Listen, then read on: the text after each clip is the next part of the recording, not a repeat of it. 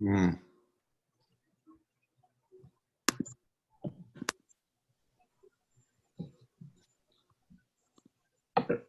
Okay.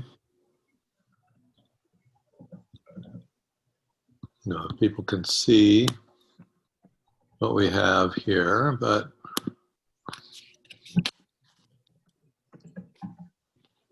we are in a workshop titled Recreating the World Forest, and this is building on the Million Tree Challenge plenary and discussion that took place earlier in the day. And we're glad to see many of you back. So I'm Peter Bain, and I'll be presenting with Adrian Hodgson and Jane Hayes. And our aim here is to develop some further thinking into the first layer of problems that the Million Tree Challenge presents us. We talked about it in the film slideshow that you saw earlier. And we're going to open that up a bit and unpack it, and we will be doing some breakout rooms. We have a series of questions. And so we'll be in and out of breakout rooms and harvesting from them. And I hope that we'll have technical support in each room for the Miro board so that we can collect the thoughts, the brainstorms, the suggestions, the ideas. So I think we're going to review first the structure of the Million Tree Challenge pattern language. And that consists of 3 realms. The first of those is universal concerns, such things as the world forest, climate cooling, citizen action, and so on, that are true across all projects and all regions. And then we have a realm which is the design of the campaign, and those are the needs of every project and of the whole. And in many ways, that's where we're focused here in this workshop. We're going to try to develop some of the subsidiary questions and expand this section of the language ultimately. Adrian, Jane, please feel free to interrupt or interject. So we identified a series of first layer problems, and some of those were named earlier or shown earlier or appear in some of the work we've done. We've expanded it slightly here for the sake of working in 3 group balanced. I'm going to look first at the questions of resources. I can read those. So among things to consider under the category of resources, we have identifying and securing suitable land, mobilizing and training tree planters and stewards, sourcing 1 million trees and several million companion plants. So you've heard those words. They were read out in our prose poem earlier. And there's a question like the design of the challenge, a meta problem, not these small problems. But the first question to ask is about this set of 9.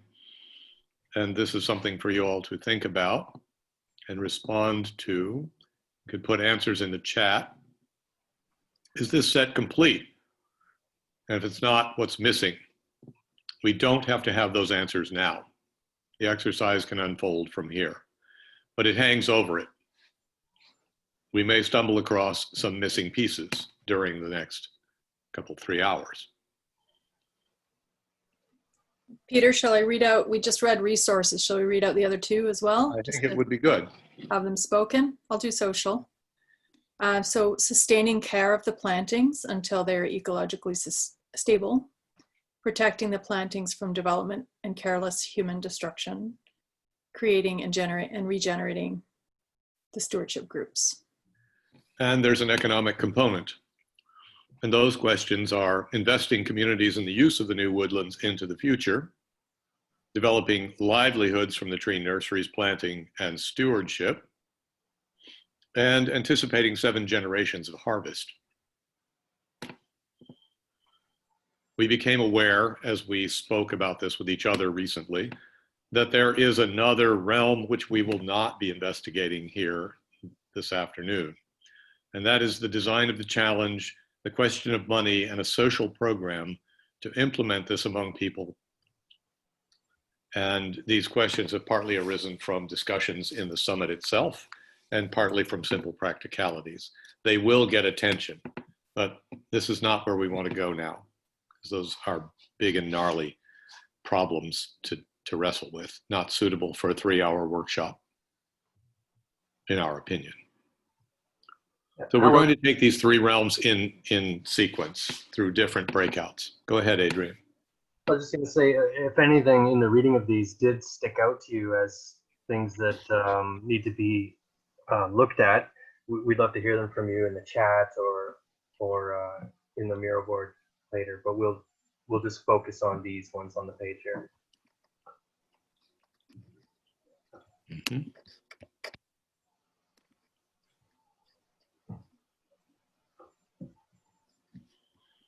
All right. What I'll do is I'll share in the chat the presentation for anybody who wants to follow along. Is that okay? Mm-hmm. Those who are showing up a little later. Are there any people in the room right now who were not at the presentation earlier? Does anybody have any questions about, we're kind of leveraging off the previous presentation and its explanation of the Million Tree Challenge. Does anybody have any questions about it? I was not, but I can roll. I can understand the general goals. I'll be able to fit in as time goes on. Okay.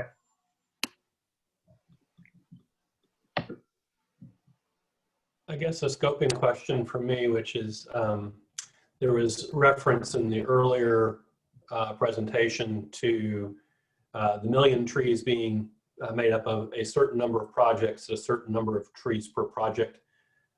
Has there been any definition of scoping yet as to about what level PINA is thinking to engage, about, like what average scale for a particular project and how many projects? Like, what does that balance look like, or is that still an open question? I'll take that one. I think that it is an open question, but in my own mind, tracking projects fewer than 200 trees is probably not worth our attention.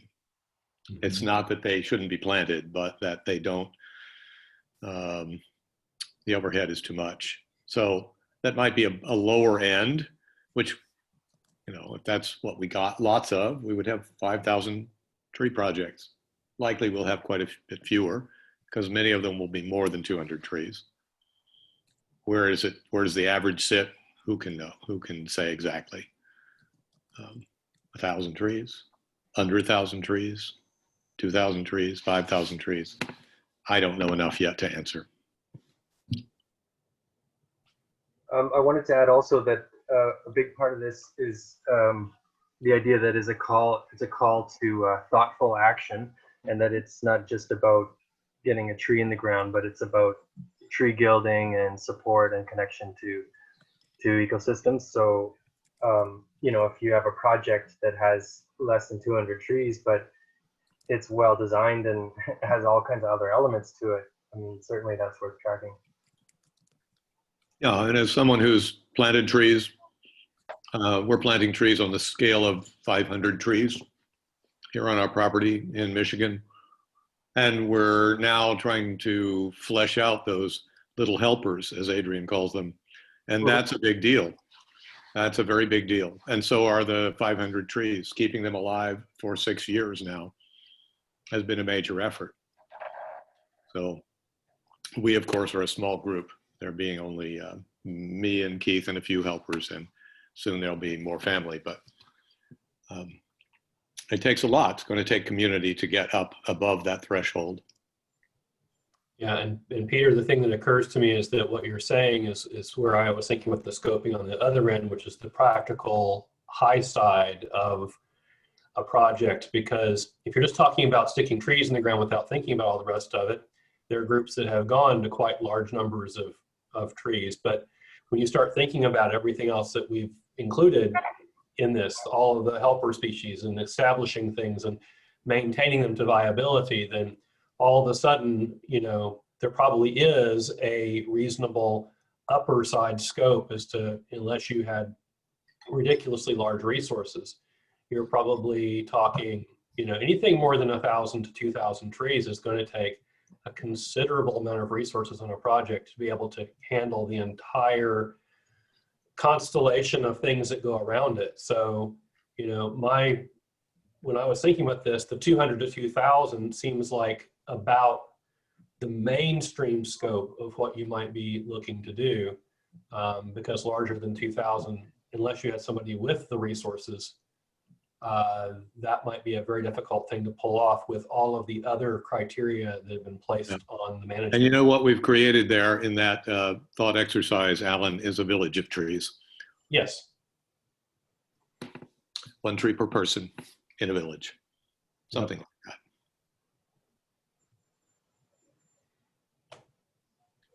I like the equivalence. Okay. Well, there is a process that we intend that the breakout groups undertake as we move through this framework. I think that's maybe on the next slide, is it not? Physical resources. So there's a link. The link is also in the chat to the Miro board. Physical resources. We're going to take 20 minutes for this first exercise in the breakout rooms. There'll be 3 groups. They'll be addressing separately the 3 questions: identifying and securing suitable land, mobilizing and training tree planters and stewards, sourcing 1 million trees and several million companion plants. What we're really looking for is how to tease out the underlying questions or the implied questions in each one of these areas. So for example, identifying and securing suitable land might be, who owns the land? Where is it located? How do we find it? How do we keep access? And so on. That's only a beginning layer, scratching up the next round of questions. We think the groups could advance this project quite a bit by applying their brain power on these different parts. So, Adrian, Jane, do you think that we're good to go here? 2 things. From our facilitator end, we don't believe to know how to press the button that puts us into 3 breakout groups. No, but Kimberly does. Okay. No, I've got your breakout rooms all ready anytime you are. I just need to know how long you'd like to be in the first round of breakout rooms.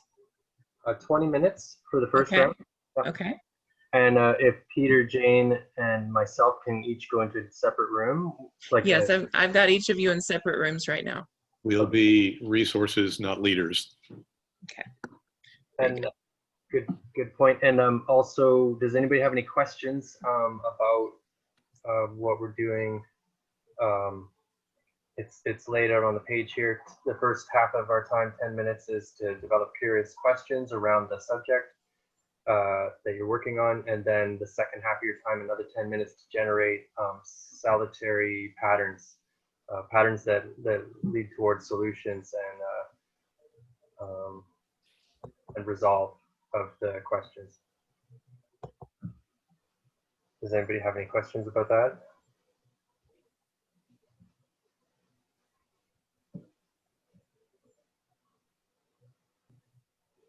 All right.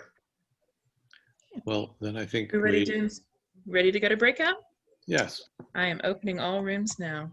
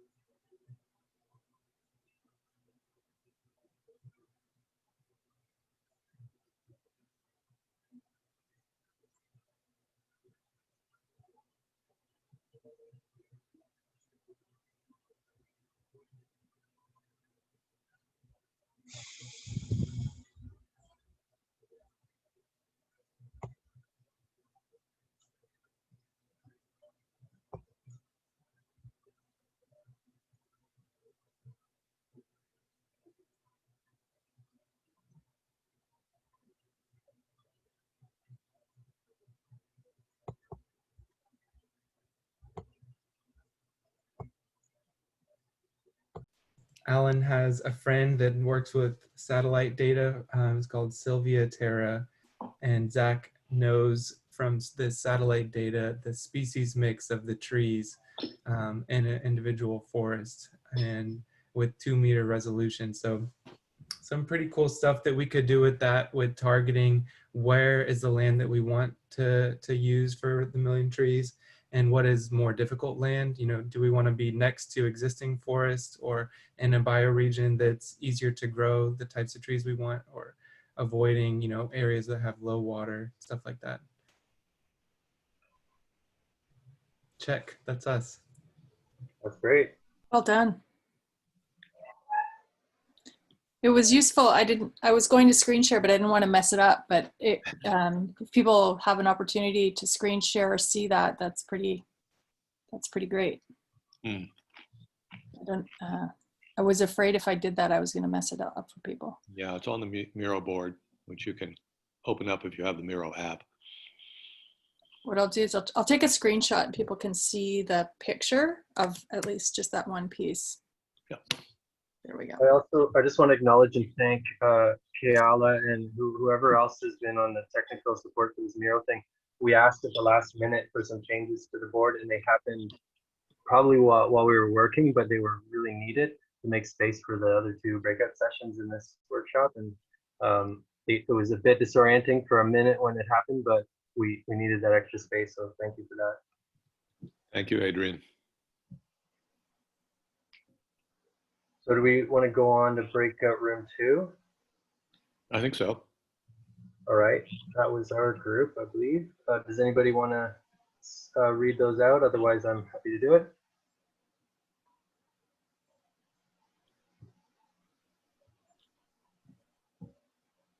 Okay, I'm not looking at the chat, so if anyone wanted to, I'll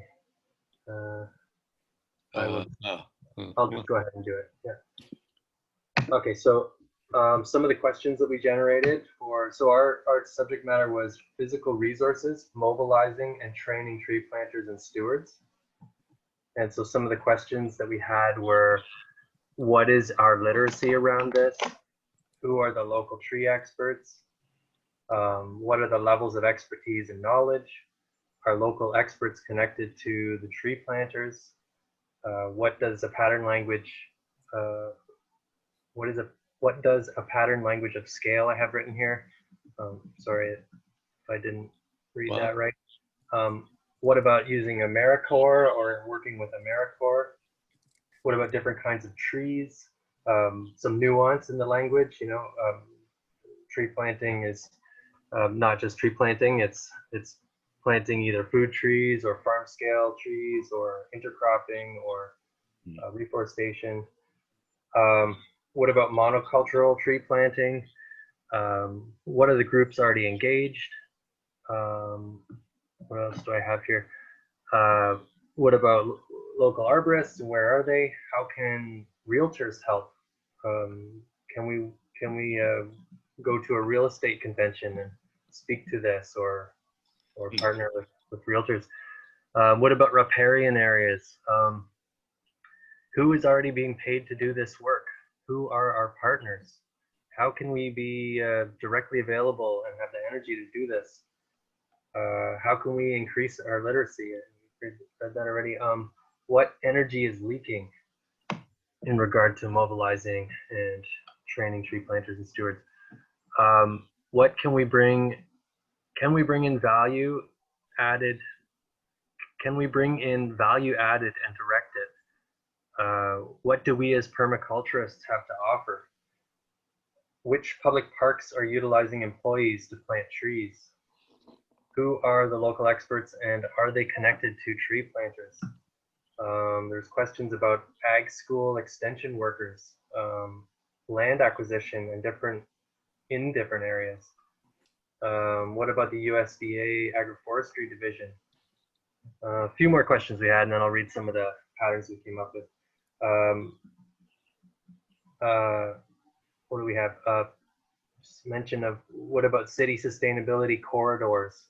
How do we get our messages out to business people? What about university agroforestry programs and parks, and I think that was about also parks departments in the city. Okay, so some of the salutary solution-oriented stuff that we came up with were project-specific offers and needs markets, such as mycelia.org, city planner partnerships, EPA help with mapping, speak at professional associations, running surveys, working with elementary schools, outdoor classrooms was mentioned as a little language swap from calling them school gardens, which didn't get a lot of traction. And it was mentioned that just changing the name to outdoor classrooms makes it a lot more viable. Community service or acts of community service, and also earth restorative justice. That's all we had so far. All. That's all. But I just read them all. Good stuff. I think this spills well into the other groups, actually, a lot of these suggestions. Is there someone from group 3 that would like to share what we did?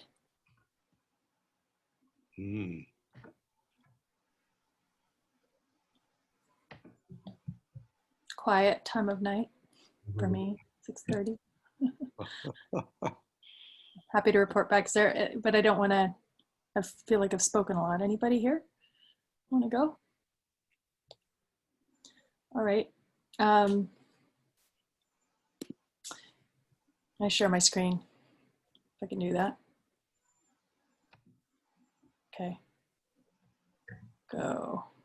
Is this working? You seeing the screen? Yep. That's And good. you're seeing just the green stuff as opposed to my mess. Yeah. So we were looking at how to source 1 million trees and several million companion plants. And our conversation sort of moved around. We didn't ask curious questions. I forgot that part. I'm sorry. But we focused on, we looked at growers who would grow them and who could be partners in that. And it was a fairly simple laundry list of a bunch of different places we could think of. I think we had one curious question was, is there any other place that we might not have thought about? Probably could go further with that question. So some of the known suspects: campus farms, urban farms, backyard gardeners, community garden associations, networks, community garden networks,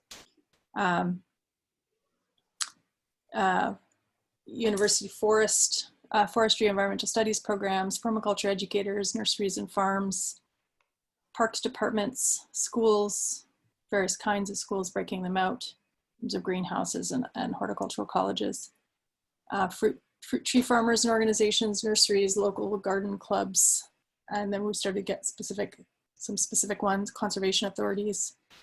So those were sort of some of the folks that could be partners and or help grow us or help us source. We'll start answering this question a bit better. We talked about linking with farmers markets associations and networks as well. And we really only just got started in a sense. And then we started talking about, I guess part of what got organized here, I'll just have to look at it because I didn't follow the, Ravi, do you want to share what you were doing with this? Because I didn't follow your organization here. You still there? Sure. It's basically interesting how the needs split between fiscal needs versus like knowledge needs versus partners and other resources. So there's a little grouping around that, and also then separating out other ideas of how might we look at the needs differently, like a waste-free model, or figuring out how to produce a yield that then you can use to sponsor the second round of trees and so on. Yeah. Great. Thank you. I think that's more or less where we got to. Rich. That's it. Okay. Very nice. Nice. That's a substantial harvest. I think regarding the process, our group one went toward curious questions, and then it seemed almost immediately that the answers would vary based on category of land ownership. Like the securing, the accessing would be different in many different cases. And so we began listing the different kinds of potential land that might be accessed. So it doesn't eliminate the need for those questions. They just get applied in discrete pools. You talk to the Catholic Church differently than you talk to the highway department.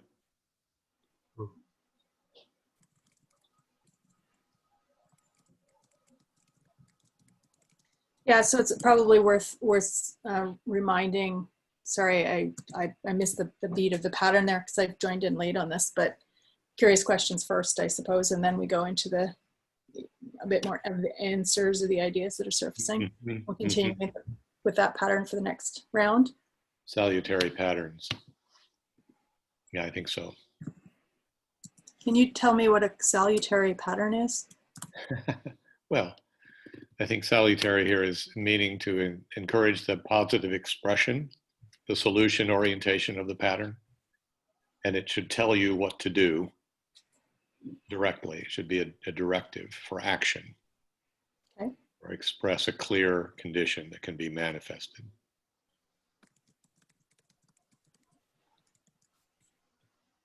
So, Long. sorry, were you going to say some more? No, I was just going to give an example. It doesn't matter. Long-term easements, secure long-term easements or something like that. So at this stage in the workshop, we were going to schedule a break and come back and do another round on a different on a different question. Do we want to Well- take 5 or? While we're on a 5-minute break, maybe Peter could share his screen with his with the questions that we'll be going into the Yes. next round with. Let That would me be very try to get helpful. to those. Million Trees Workshop, board, whiteboard.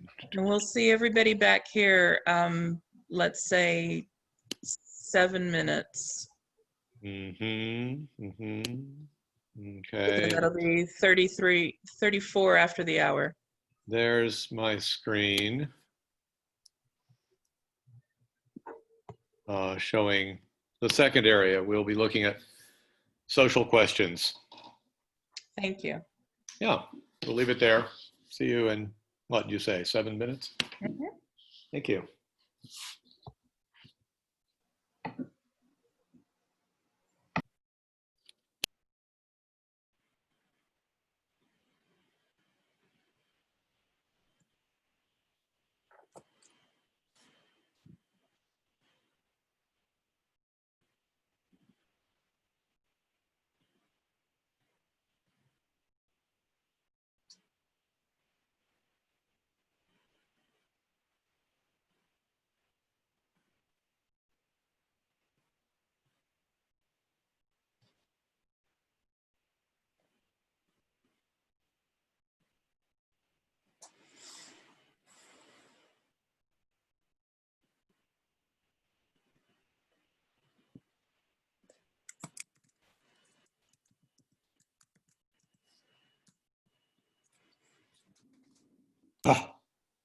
But this local poet and writer wrote a book called Daylighting Shadok because the majority of that creek is encased in concrete. So, okay, so I'll read what he wrote. It's about trees. Double entendre there. Yeah. Okay, so it's the piece is called Place by John Terpstra. And it goes, a tree, when it first begins to shoot from the ground, immediately senses the potential lying within that one location and is persuaded to stay. By never moving from its original location, a tree is in the unique position of learning all there is to know about that one particular spot. The composition of earth, the characteristic of each wind, the inquisition of water, both above ground and under, the traffic of animals, humans, and more, most or all of which is modified or determined by its presence.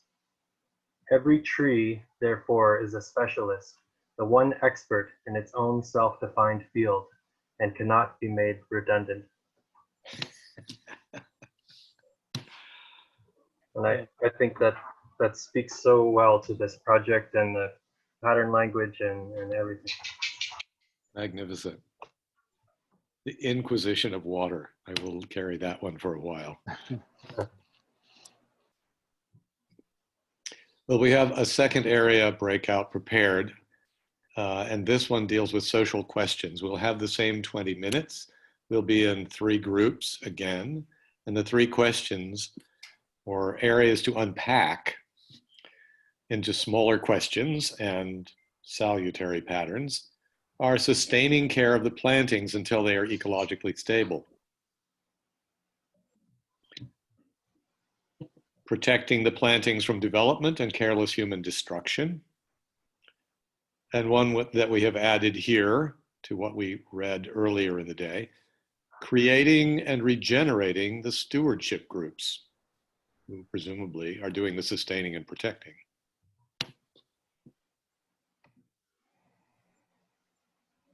Now, I trust that our Miro mavens have assigned these points to each of the 3, one each to the 3 groups.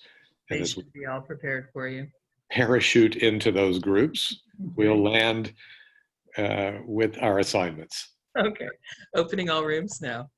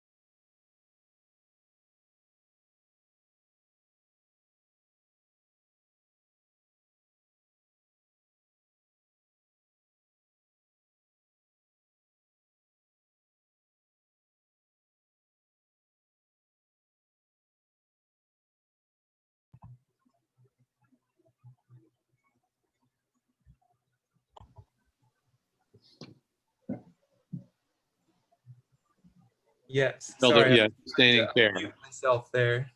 Sustaining Yeah, I'm care. just gonna share the screen and walk through it. Please feel free to help me out, group one. There was a pretty big conversation. We zoom in just a little bit. Yeah. So There, that's better. our question is sustaining care of the plantings until they're ecologically stable. And so we started off with, what does that even mean to be ecologically stable?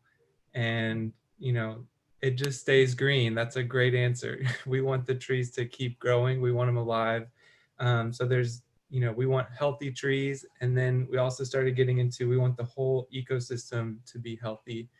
And, you know, we want species to be increasing, abundance to be increasing, pollinators and birds being active, and getting the whole ecosystem up and running to a self-perpetuating state so that you can kind of let the trees take care of themselves. And then that brought us into, there's a whole bunch of site-specific conditions. You can't just have generic ecosystem.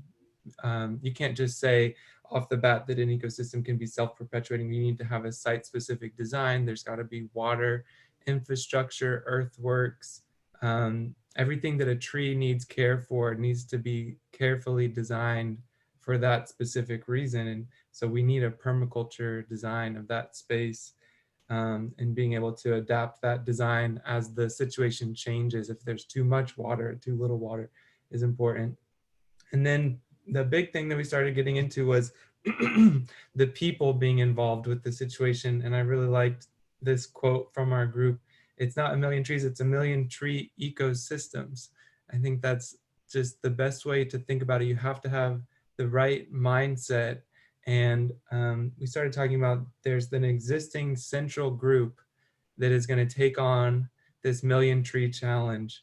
So this group needs to have this mindset that they're doing a million tree ecosystems, and that they're establishing a rhythm of the community to change how the community is being with these trees, so that they can understand that there's a harvest and a use coming out of these trees, that there's a reason that they're doing this. So you have the existing social group that hopefully has some relationship to trees, and that there is a mutual accountability, that this group can help govern itself to be able to care for these trees and fill the tasks of what these trees need. And, you know, maybe there's... Practically, it needs neighborhood orientation. People shouldn't be too far away from the trees or they won't get the care they need. So zoning, permaculture zoning, in effect, the trees can't be too distant. Yeah. And maybe there's access or advice from the PINA network that can help these people get started off, or help answer questions with design or with governance. But organizing the community about who does what, are there different organizations and people involved, are the youth involved? You know, what exactly, how are we selling this job description to them to care for the trees? How much work do they have to do? When do they have to do it? And maybe there's food or alcohol involved at some of these. And, you know, there's a harvest, there's shade that's going to come from these trees, you know, so creating that link between that benefit and making sure that the stewards know the healthy indicators themselves, so they know when the ecosystem's self-perpetuating or when the trees are healthy. And I think that covers everything, in case someone else wants to add something. One of the comments about youth was how youth involved in tree planting become invested. They see and identify with the trees and come back after years to say, oh, those were my trees. That was my tree. I planted that tree, or those trees. And if the youth could be pushed over a certain threshold where they are more empowered actually to care, or then rather than simply take a nostalgic look at the trees, that might help sustain attention over time. A lot of that has to do with the patterns of youth nomadism, which are pretty strong in our culture right now, but may not always be so.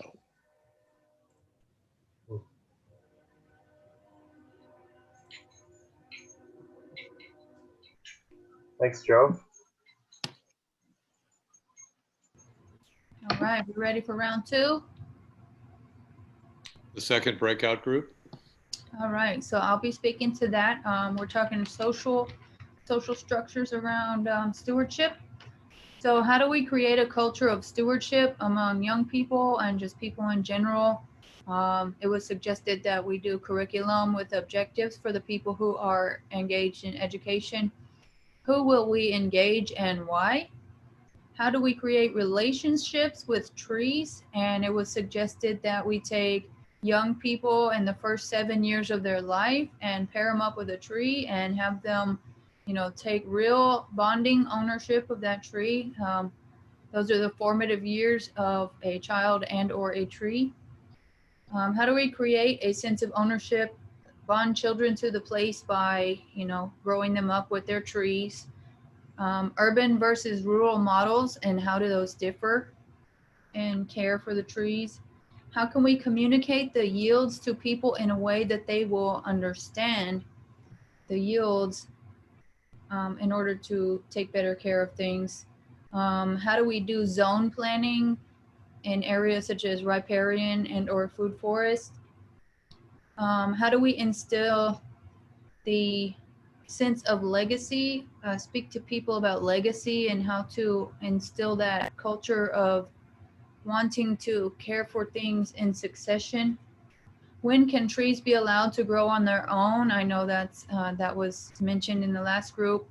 What strategies and cultural practices around caring for trees should we implement? What are the basic needs for forests and for humans, and how do we communicate those basic needs to people in order for them to understand how forests can provide for those basic needs? Incentives, what are the incentives for continuing implementing these types of programs? How to create organizations with cultures of stewardship and growing people to have this mindset? Who has replicable models and how to implement those? So those are the questions. Some of the solutions, just rapid fire. Integrate these teachings into curriculum in many different areas. Focus on impoverished communities and give them a dollar value so that they'll have an incentive to continue this. It'll replenish their areas and it will help them to have a sense of livelihood, to put food on the table, etc. Incentivize expansion. How do we do that? Restore reservations and riparian buffers. Teach some of the old ways, and that's a way to incorporate the culture of taking care of land stewardship. Research and development of and cloning strands of DNA that were better than the heirloom species. Bring in the cloning of strands. Integrate technology. Introduce or replicate the Boy Scout model with merit badges and celebrations of small victories. Maybe call it the Conservation Boy Scouts or Kid Scouts. I suggested to appeal to the emotion and or spiritual component of this. I think that could be meaningful for a majority, not a majority, but a wide variety of people.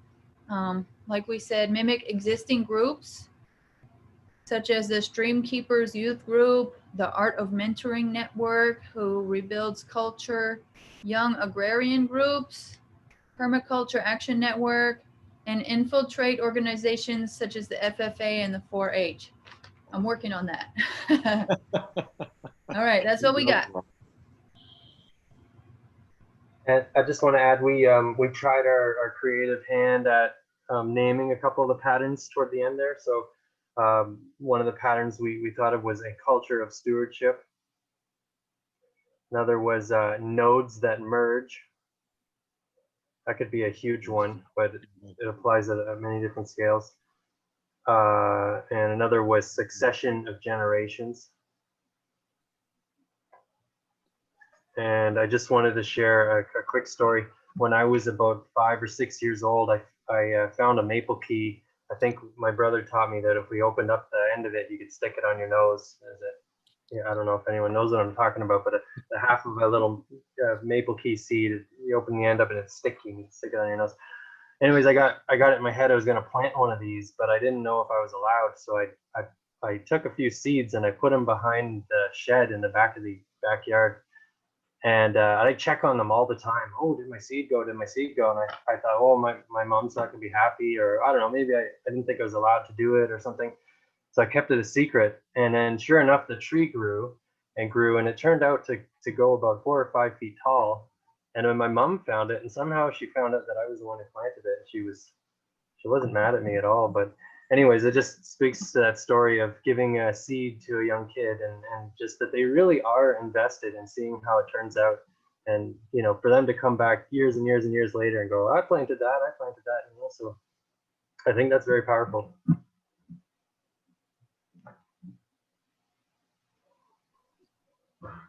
Yep. Lovely. I typed a few of those notes. I think you got dropped out of your chat, so I didn't catch it all, but I got a little bit of it into the Miro. Just somebody else can clean up, but My system crashed while we're doing it, so I just took notepad notes. And Rachel had offered to somehow share her notes to me. I don't know how. well, so we're in group 3. Anyone from our group want to share what we did? Sure, I can go. Okay. Hi, everyone. My name is Kavi. So let's see, some things. Oh, maybe it would help if I shared, huh? Sorry. Okay. So here we go. Questions we asked were, what is the ownership of the land?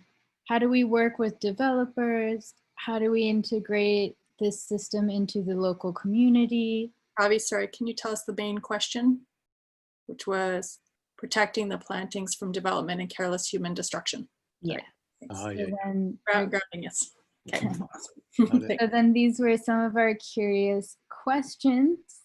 And then going into patterns around ownership, it was recognizing legacy histories, even colonial histories, and engaging the indigenous community, thinking about land and protecting that land, conservation easements, and different calls for artists to come share the story, produce art in this space, about the space, storytelling.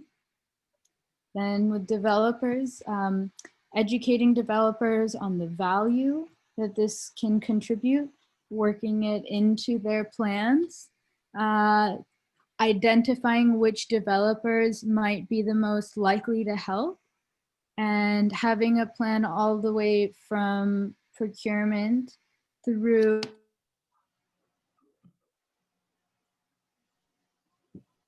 then when we thought of communities, this was all over, sorry. For community, it's how do we make this useful to the community? How do we help them understand the value? How do we make sure that it has the right zoning and engagement planned into the culture of the community? How do we show, how can we make it easy for the community to care for this space and also engage youth? Yeah, and just make into the culture of places. We also thought about where would be good areas to start, those allies, and even went into things like how do we protect from wildlife? How do we protect on the scale of entire ecosystem decisions and things like that? Anything to add? Anyone else in the group? Did a good job. Thanks. Yeah. Just lift up the question of who are the unlikely allies. We had a bit of a conversation about working on edges that are the least likely to work, and actually working in those places in order to figure those out and then go from there. So instead of going to the most protected places, go to the least protected places, figure them out. And we also spoke about the eyes, having eyes on the trees, and the opportunity to part satellite and drone imagery of trees and forests to monitor their growth and display that data for the public to be aware of. Yep, thank you. Thanks.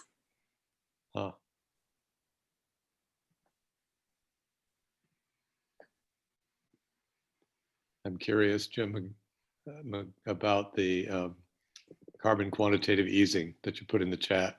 Do you want to say something about that? Jim, you're muted. Can you hear me? Jim McGreen? There we go. Okay. Yeah, okay.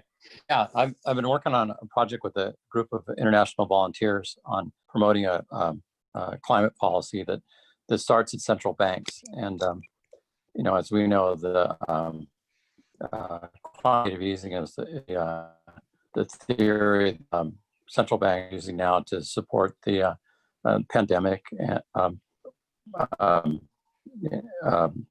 to keep economies from collapsing. So what they do is they put more debt out there. Carbon quantitative easing would put out a new kind of currency which represents carbon mitigation. So any form of carbon mitigation would be paid for by this new currency.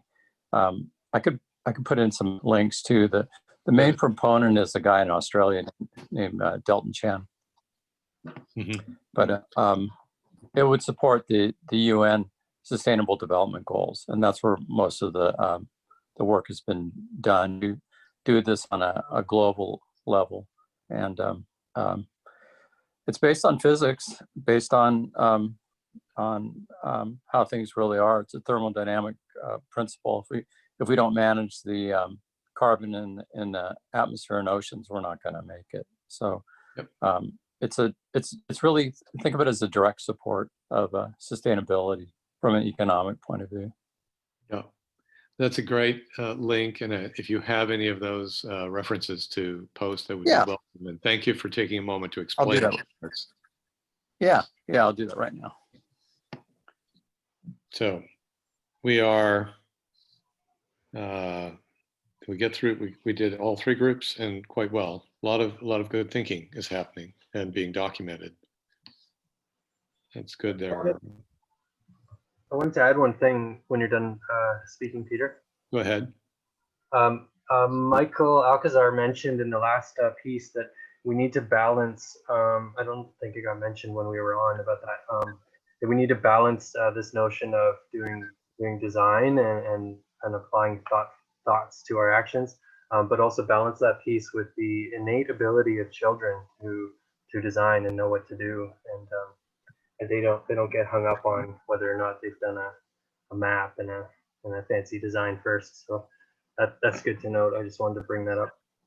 Yeah, well, at least two of the groups mentioned involvement of youth, so it seems like there's convergent thinking here that children and trees belong together.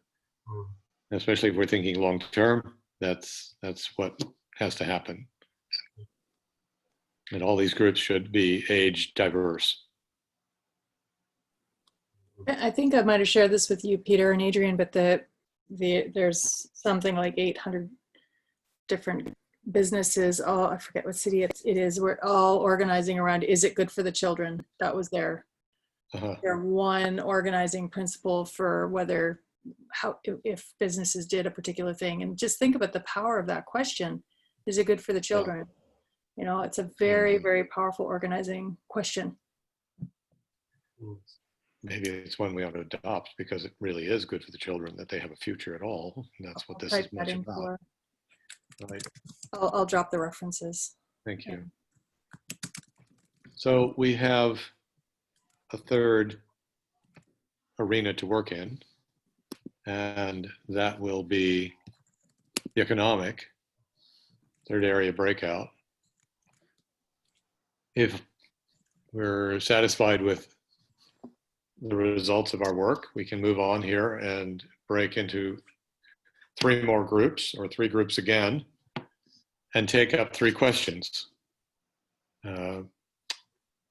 Can we, let's see, I'm probably not sharing my screen, so that's going to be harder on you. Maybe we could take a 5-minute break before that and come back I'll an put it up. hour after. Let's have a 5-minute break, and people can glance those over, and we'll come back and talk about them. Thank you. Thank you, Kimberly.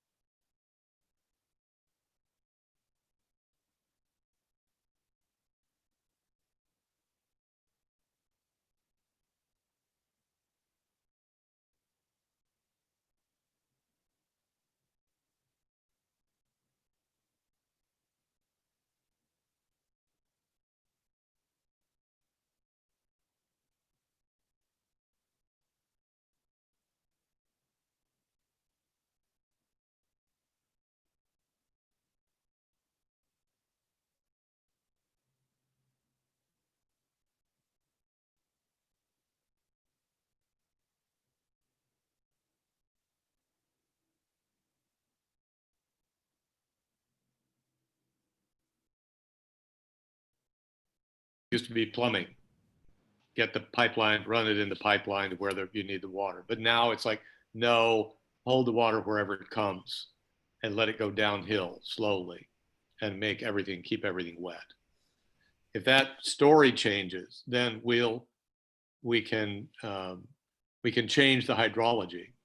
But right now we have the additional problem that we have a broken trust in authority and in truth.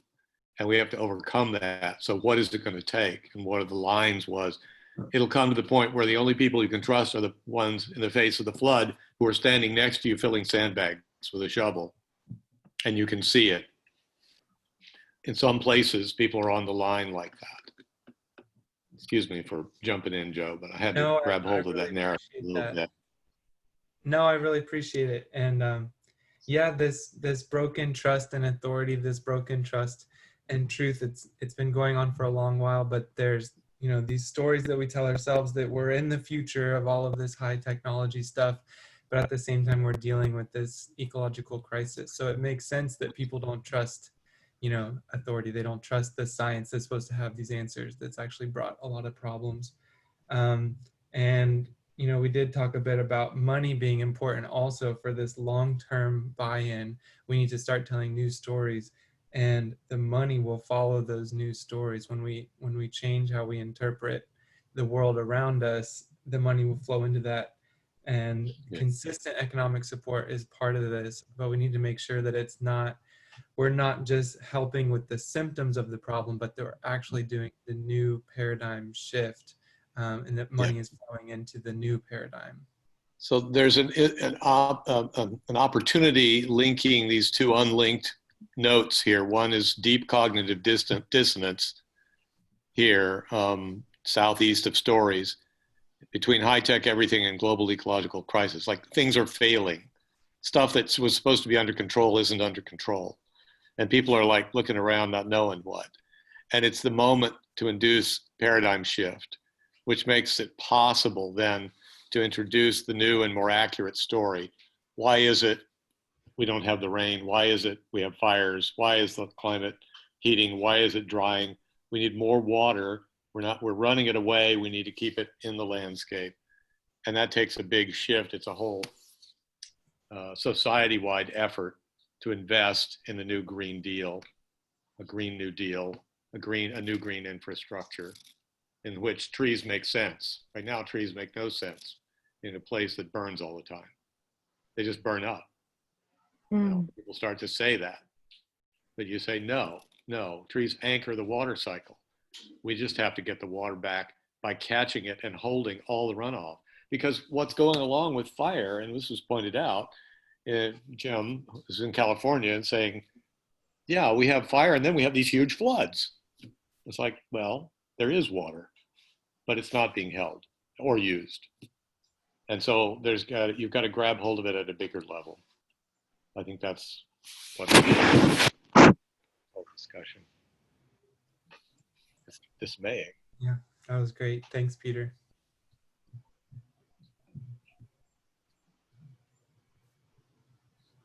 So are we ready to do breakout group 3? And we're also coming up to the last few minutes here. Break two, that we were group 1. So group 2 next. Break 2, sorry, that's what I say. That's you. Yeah. Does anybody want to speak? Otherwise, I can read off what we noted.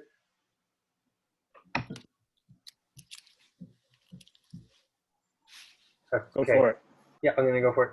So some of the questions that we had, the question was around the idea of anticipating 7 generations of harvest. So some questions were, what does this mean? Questions around nonprofits versus cooperative. What other business models? Just got to zoom in so I can read. Would you like me to screen share for you? Sure. We had how to deal with the insatiable appetite of capitalism. How to fund these over time. What are the divisions of labor? Something about economic sustainability. How to sustain these tree projects in an unstable economy. How to have designated arborists for all of the tree's life. How to protect against loss. How can organizations like City Harvest branch out into doing multi-generational work? How to support families toward multi-generational care of their farmlands and places. Where are the incentives, was the question. questions around private versus crown land versus reserve, etc., and that there are nuances to all of those, and they can't be all treated the same.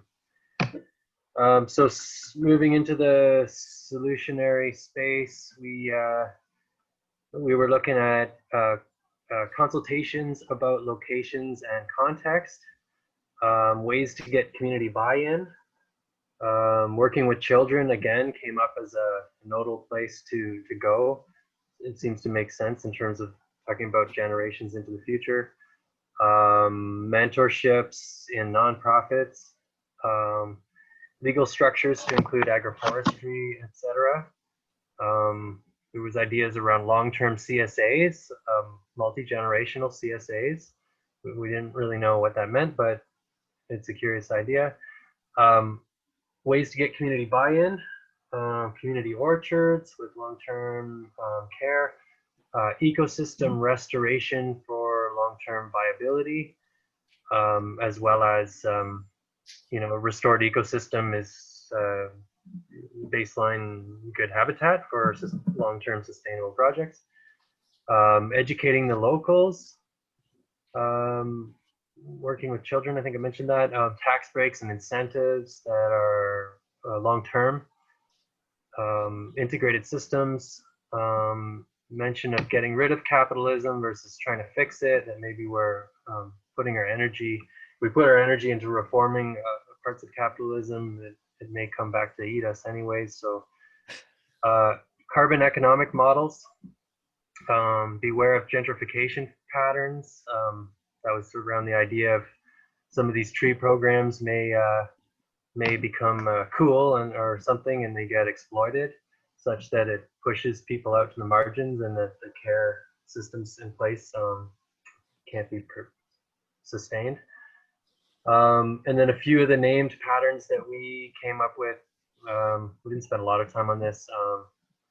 We had legacy tree insurance, trees for kids, community ownership, something that says future. I think that was just an unfinished sticky note.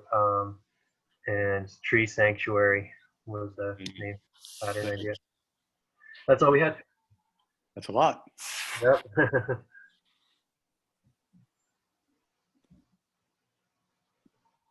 And if anyone from our group wants to mention anything else, go for it. It was just land trust and cooperative models. Thank you. Huh. All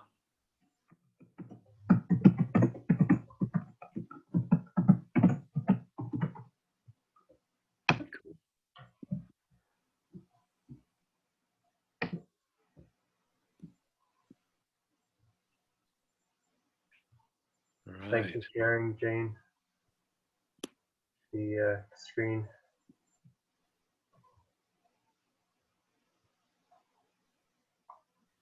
There we go. That's good. And what was the question for round 3? Livelihoods. Developing livelihoods from tree nurseries. Jane, we can't hear you if you're trying to speak. Jane, you're muted.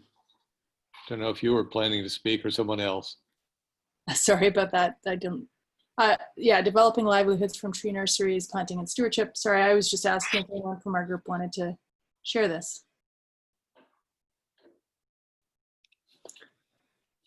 All right, Well, I'll dive in. One was the question, what is a decent livelihood? Access to living wages, care, mental health, physical health, non-monetary benefits, autonomy, agency, legacy, pride in your work. And understanding these needs may be different depending on who an individual is, right? A second major theme was what products or services can we generate and offer?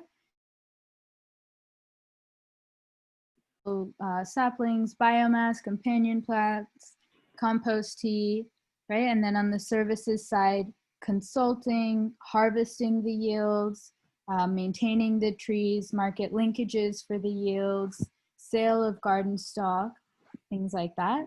Models, we thought of. And education for services, yep. Yeah, education, also inviting researchers or academia and partnerships with forest schools. And then the formats, profit sharing, cooperatives, federations of cooperatives, enabling individuals by setting up accelerator communities, point systems, workshops, CSAs for trees, you know, really exploring a wide variety of formats. Yeah, anyone else? Not complete, but we did we did what we could. Thanks. 7 generations. Thank you. Stop sharing now. Right? Amazing work, everybody. Quite.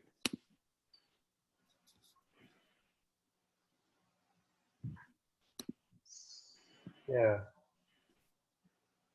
So we are, I guess we were due till 8 and we're at 8:06. So we're going to wrap it up. And The closing circle has already started in another Zoom room, so I can keep this room open, but everybody is welcome to head on over to that. If you're having problems finding the link, you're going to find it on the main Summit homepage that you've been seeing your schedule on all week. I made it a hot link so you can just hit it and go straight into the room. Nice. Thank you very much. Thanks, everybody. It's been Good great work. working with you all. We will be in touch. Thank you. Yes. thanks, everybody.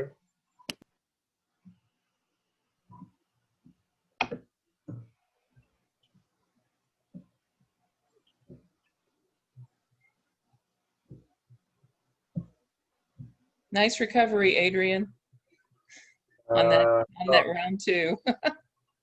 Oh, yeah. Thank you for helping. Okay. So I got that board all nicely filled out. Oh, Jane helped to do that. Oh, I good. can't walk and talk at the same time. Okay, we'll see you over in closing circle. Okay, thank you.